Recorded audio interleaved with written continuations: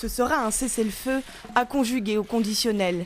Ce dimanche, Fayez al-Sarraj, chef du gouvernement d'Union nationale libyen GNA, emboîte le pas à son principal rival de l'Est libyen, le maréchal Khalifa Haftar, et accepte lui aussi une trêve des hostilités en Libye.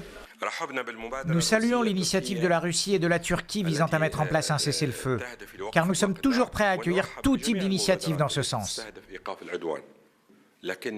Les conditions sont le retrait de la part de l'assaillant, qui ne semble pas le vouloir, car il a un autre modus operandi.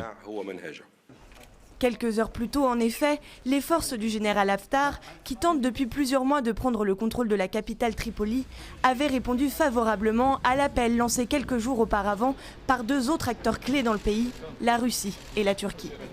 Le commandement général des forces armées arabes libyennes annonce un cessez-le-feu ce dimanche à minuit, à condition que l'autre partie l'applique en même temps.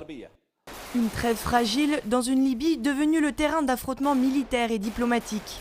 D'un côté, le maréchal Haftar, qui contrôle une large partie de l'est du pays, bénéficie du soutien de l'Égypte, des Émirats arabes unis ou encore de la Russie. De l'autre, le GNA, le gouvernement d'union nationale, formé sous l'égide de l'ONU, est soutenu par le Qatar et peut aussi compter sur un nouvel allié de poids, la Turquie, entrée en jeu la semaine dernière. Face à la montée des tensions, Vladimir Poutine et Angela Merkel appellent à la désescalade.